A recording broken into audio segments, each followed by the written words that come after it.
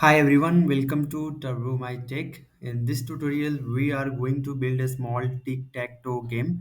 During this tutorial, we are not assuming any existing React knowledge. The techniques you will learn in the tutorial are fundamental to building any React application and fully understanding it will give you a deep understanding of React. So this tutorial is designed for people who prefer to learn by doing and want to quickly try making something tangible. If you prefer learning each concept step by step. So let's get started. So what are you going to build is you can see here we are going to build a tic-tac-toe game. These are the codes that we are going to write logic. Currently I have minimized it. So let's see how it is working. I have clicked on this. Now let's the turn of 0 again, turn of x 0. Okay, so now I'm not able to click anything because now these three boxes are matched.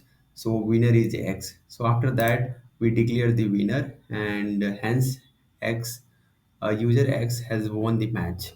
So this kind of game we are going to build, and within this process we are going to learn various terminology of React. Okay, so let's get started. Now, before that, we are going to discuss about setup for the tutorial. And here you can see, we first of all, we have to install Node.js in our application. And after that, we can open Code Sandbox. This is online editor. Either you can do online or you can set up offline by installing Node.js in your machine. And after that you can see overview. Let me give overview of this online editor. So the file section with a list of files like app.js, index.js, style.css, and a folder called public. And the code editor where you will see the source code of your selected file. Now the app.js file should be selected in the file section, that is this. The content of that file in the corridor should be like, let's say for example, whatever we write in this app.js file, we create a component. A component we can create either two way, either functional or class based component. To know more about that, I will create a later on video for that. So now currently we will be using the functional component in our video. So first of all, what we will do, let's start coding. So the code in app.js creates a component. In React, a component is a piece of reusable code that represents a part of a user interface. Components are used to render, manage, and update the UI element in your application. Let's look at the component and start coding. So first of all, I will remove all these codes in app.js file, right? And what I will do, I will assume it is giving error because I'm not exporting anything. So let me write line of code and explain you. First of all, we are going to export default. We are creating a function. It's a square, right? And we will be returning JSX element, for example, button.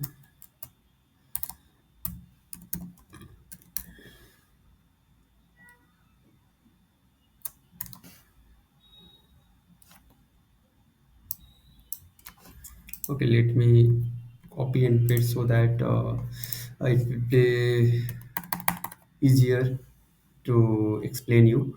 So here what I have done, the first line definition of function called square. The export JavaScript keyword makes this function accessible outside of this file, that is app.js. We can access this function in another file because we are using export keyword. And the default keyword that we have used here, it tells other files using your code that its main function in your file. So let's say you have multiple function in your file. So with the help of default keyword, you are telling React JS key it is main component, main function in your file. Okay, so now the second line That is this, it returns a button. The return JavaScript keyword means whatever comes after is returned as a value to the caller of the function. This button is a JSX element. JSX element is a combination of JavaScript code and HTML tags that describes what you would like to display. For example, here we have given class name square. So this is basically I have given for styling, and here if I go to style.css, I have written uh, style for a square. Here you can see I've given background, this border is this. So I will not go through deeply through CSS, just to let you know I am using the CSS for a square, which is in style.css file. Okay, so now X is the text displayed inside the button, and this we are closing the JSX element to indicate that any following content shouldn't be placed inside the button. That's why we are closing this JSX. Okay, now if we go to index.js here, okay, the we are not editing this file. This will be as it is, and this is the main file through which we declare the main component here. I mean the entry point for the component. So this is basically entry point for our React application. Okay, now we are going to, this is, we have created a square. Now in tic-tac-toe we can see there are 9 squares, right? So that 9 squares should be somewhere. So we are going to create a build a board for that. So let me do that.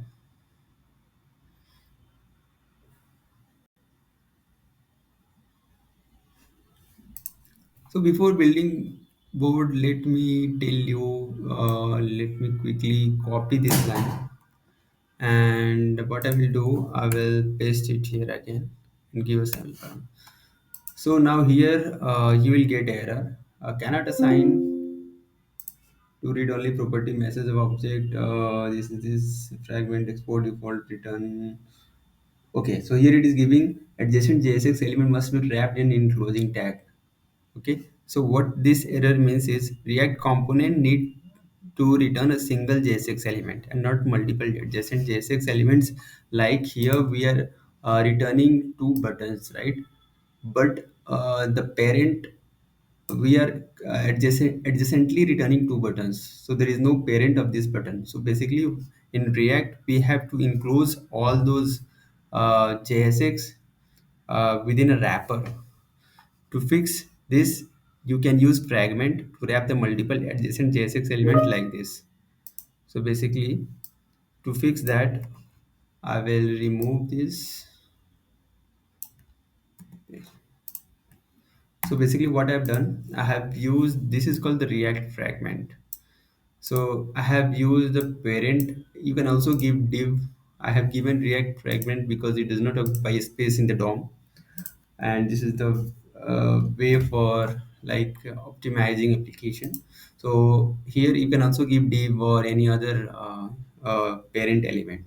So basically React, what React expects, that whatever logic we write inside return, whatever JSX we return, that should be wrapped around a parent element. Okay, there should be on wrapper.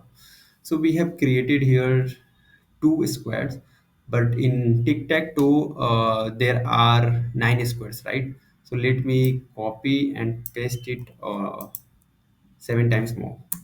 1 2 3 4 5 6 7. Okay, now save it. So now here we can see 1 2 3 4 5 6 7 8 9, there are 9 squares, right? And here the squares, and we can see the squares are all in a single line, not in a grid like you need for our board. To fix this, you will need to group your squares into rows and divs and add some CSS classes. While you are at it, you will give each square a number to make sure you know where each square is displayed.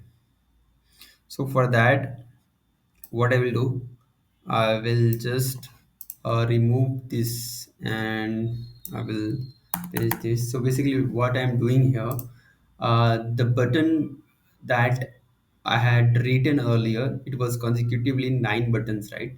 Now what I have done, I have wrapped three buttons within this div wrapper, and I have given a class name as board row.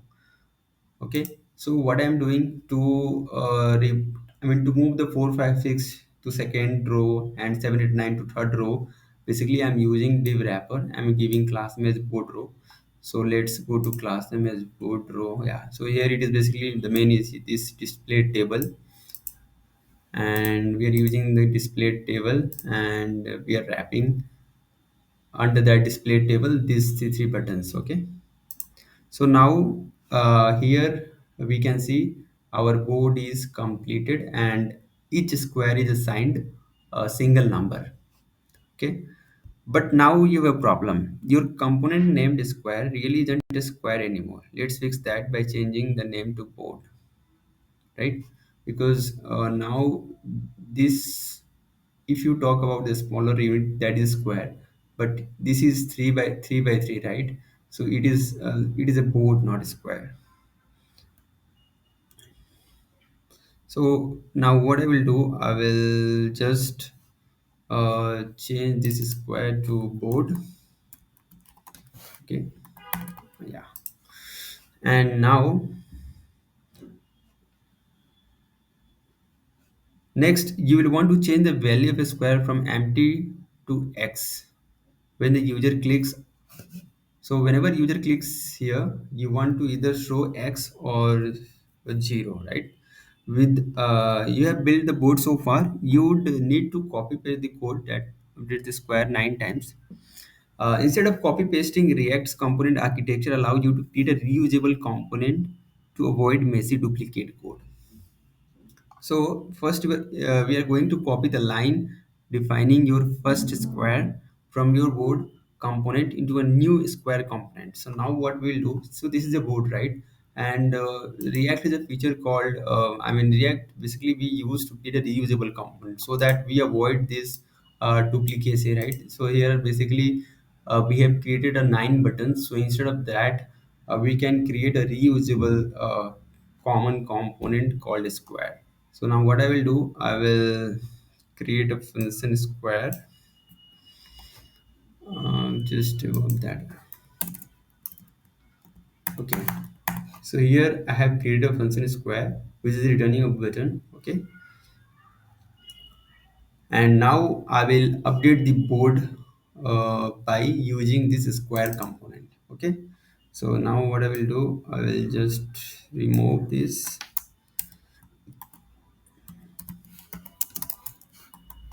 and I will copy this 3 times. Similarly, I will do for other.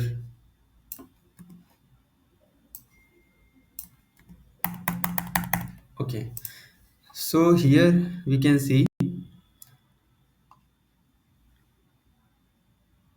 okay, so here we have used the square, but we have lost the value, right? For every square we are printing as one. You lost the numbers of squares you had before.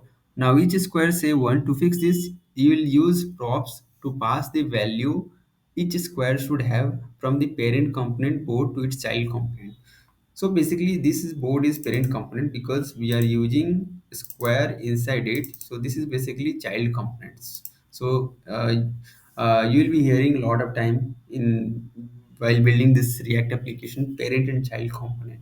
So here board is acting as parent component and a square is acting as child component. Now what we need to do, we need to pass value from parent component to child component, uh, which we can do with the help of props. Okay, so here what we can do, we will be accepting inside a square this value. Okay, and we will be printing this value here. Okay, and so now you want to display the value instead of one inside every square. That's why I've written value here.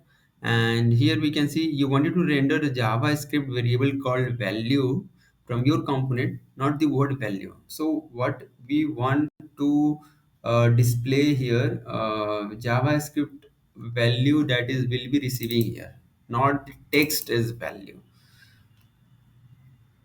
So to escape into JavaScript from JSX, you need curly braces. So that's why we need to add curly braces to display a value that will be passed to this square. And we also need to pass this value from parent component. So for example, I will be passing value is equal to 1. Okay. So here we can see in first square I have passed value is 1. So with the help of these props, it is getting that value and displaying here. Similarly, I will do for another square. I will change the number to 3.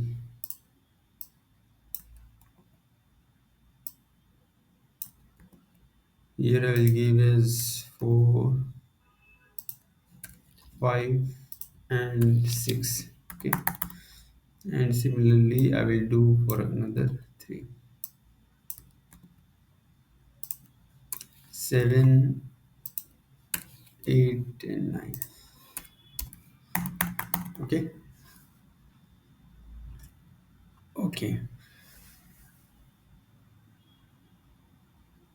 Now we have to make a component more interactive. So let's fill the square component with X. When you click it, declare a function called handle click inside of the square. Then add on click to the props of the button JSX element return from the square. So let me do one by one. So first of all, we'll be creating a function called handle click inside a square. I already created, so I will paste it here.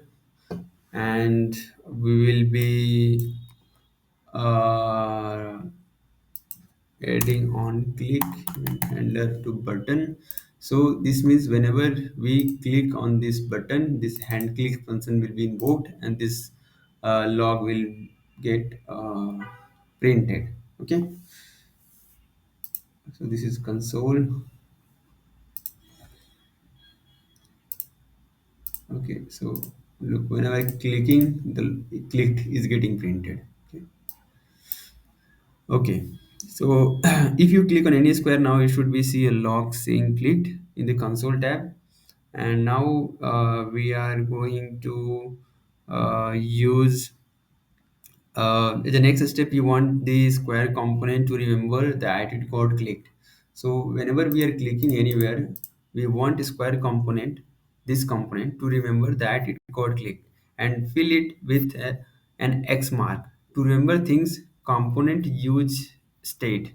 So to remember anything, React component uses state. React provides a special function called use state that you can call from your component to let it remember things. Let's store the current value of the square in state and change it when the square is clicked. Import use state at the top of the file. Remove the value from the square component. This instead we have to add a new line at the start of the square that calls use state. So let's do that. So what I will do, I will import a verb. So I'm importing use state from React, and since we need to remember things, that's why I will be using use state uh, of React. And here it provides two things. The first one is value, and the second one is function. With the help of this function, we can change this value. Okay, and initially we have initialized this value as null. Okay, okay. So now what we will do?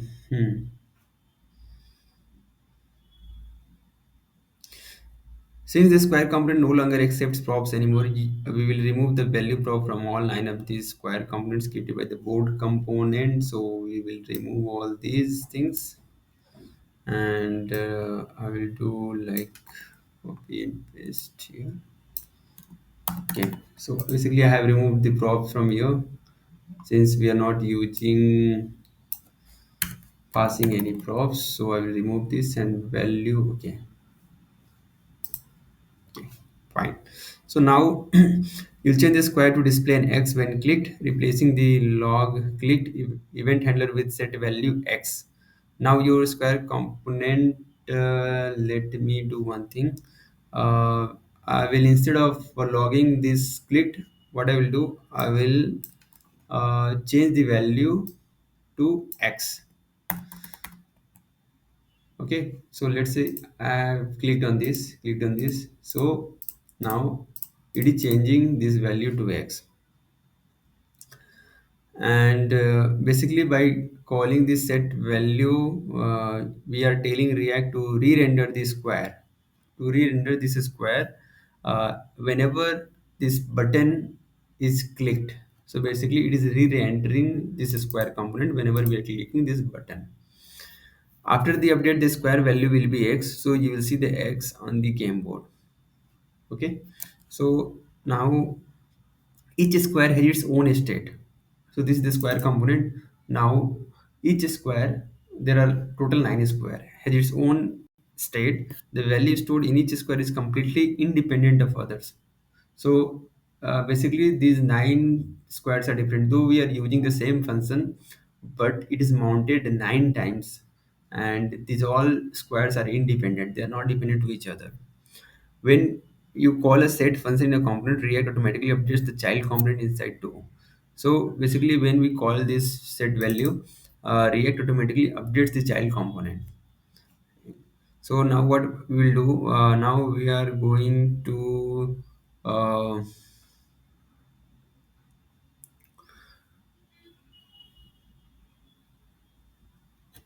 now we can see here, at this point, I mean currently each square component maintains a part of the game state.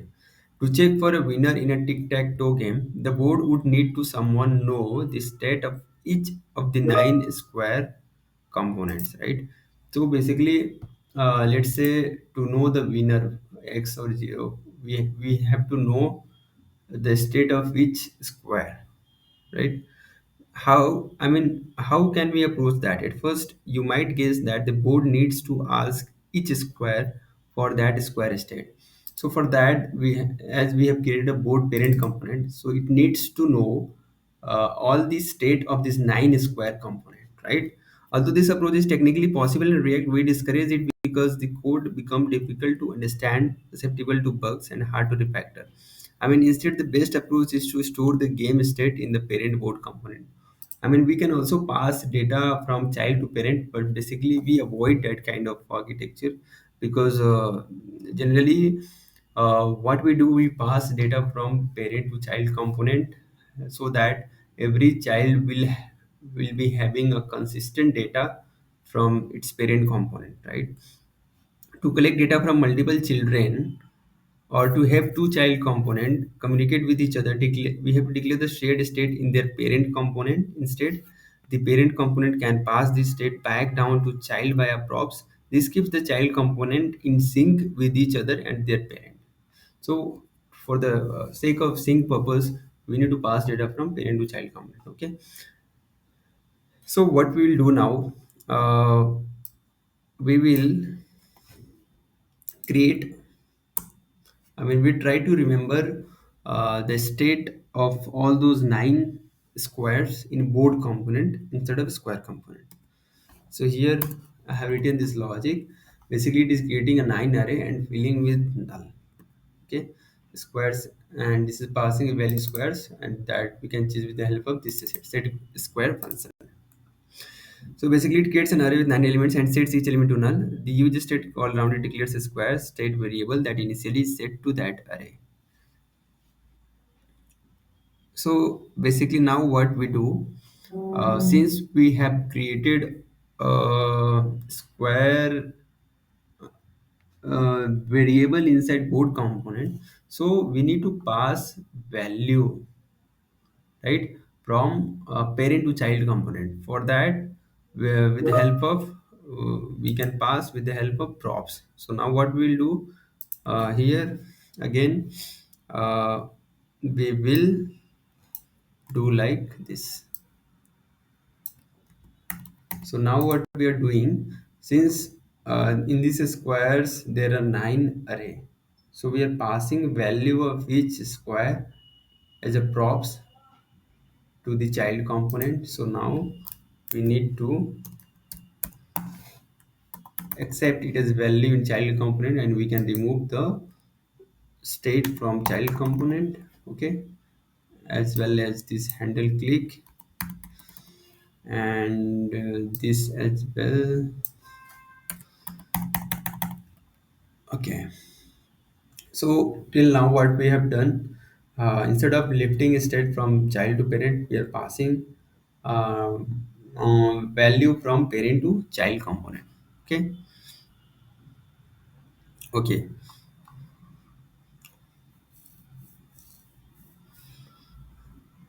now what we'll do is we will be passing down a function from board component to the square component, like on square click, so that we can do what, whenever we click on any square button, we'll be calling that function.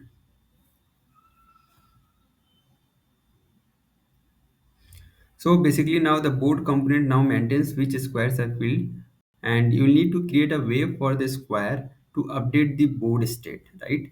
So here this is child component, this is parent component. So we have passed the value already, but we also need to update the board state. So actually this is the default state of the board, but when we click on any square boxes, we need to notify to board component that that particular box has been clicked. And since state is private to a component that defines it, you cannot update the board state directly from square. Okay, so instead we have to pass down a function from board component to the square component, and you will have a square call that function. When a square is clicked, you will start with the function that the square component will call when it is clicked. For example, on click of this, on a square click, and we will be passing this on a square click from parent to child. So that's why after value I will paste it, and we'll be passing this on a square click from parent component. Okay, so I will copy this. What I will do, I'll pass another props as well is on a square click to all 9 squares.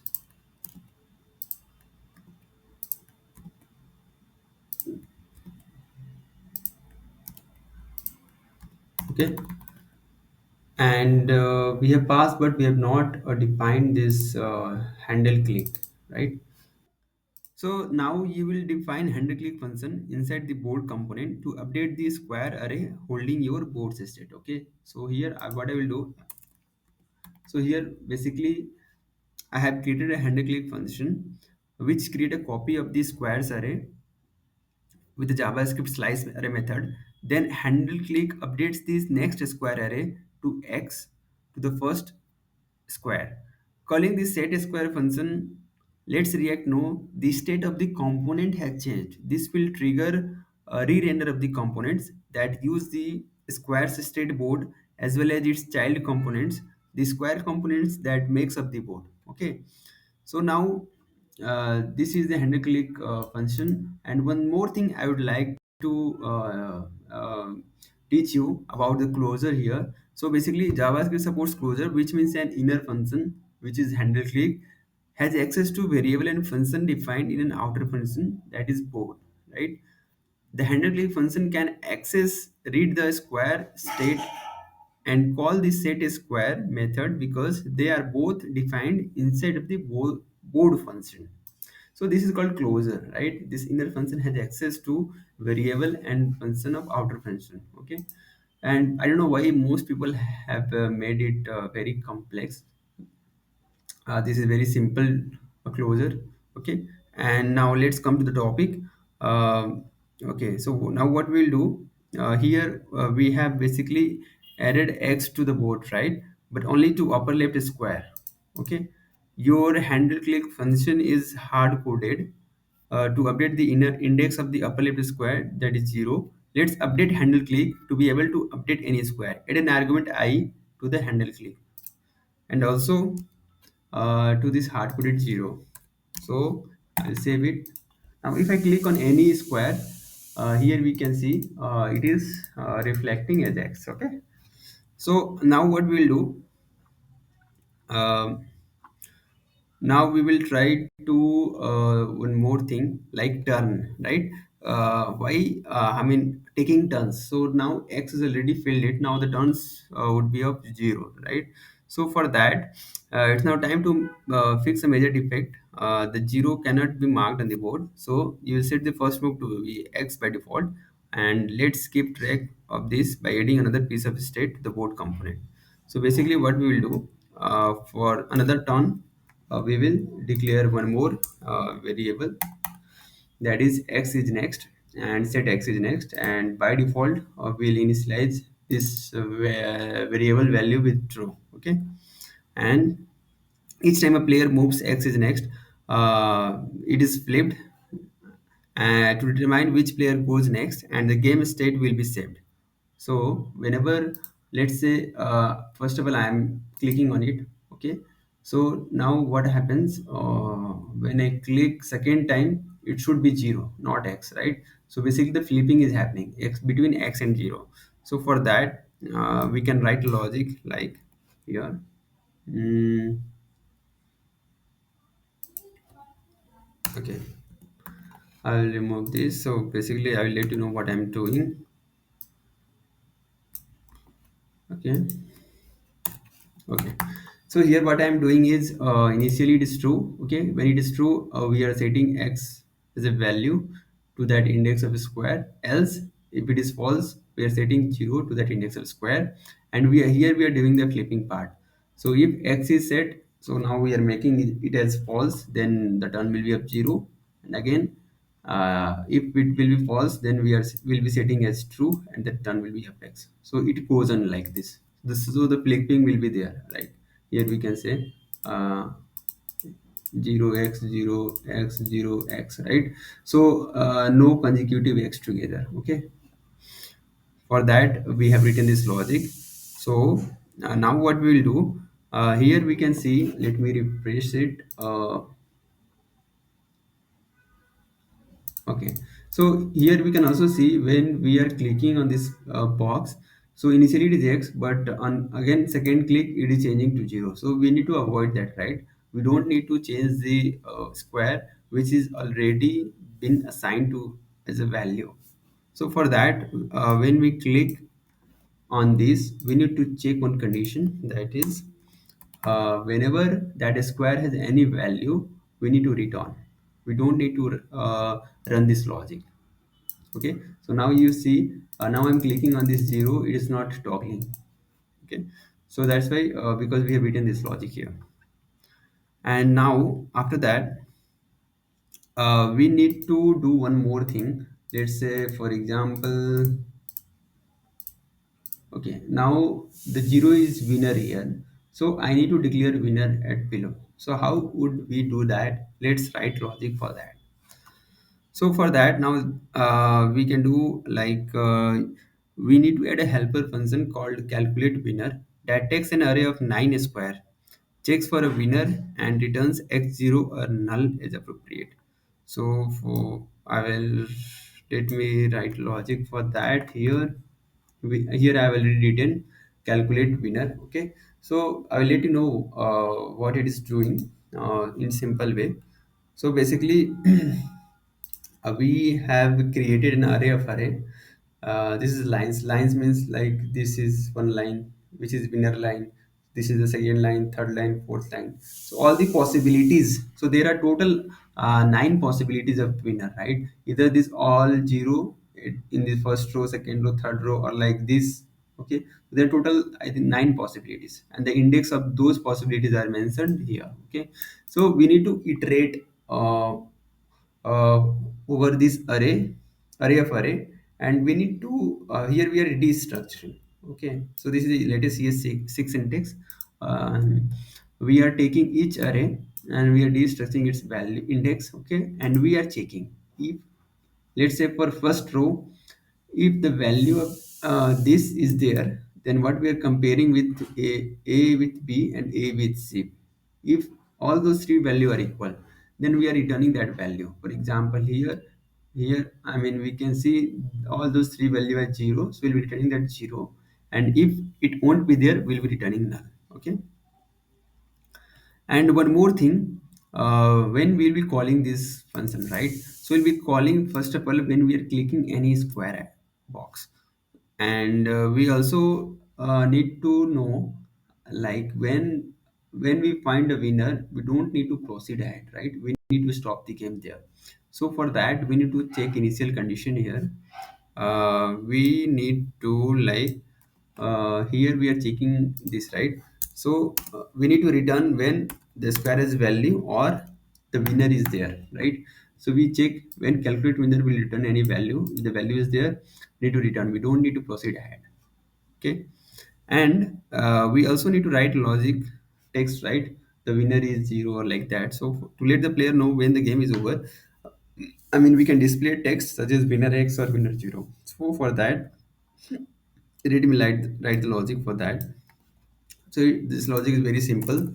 You just this is very I mean this JavaScript, if you know, this is very simple.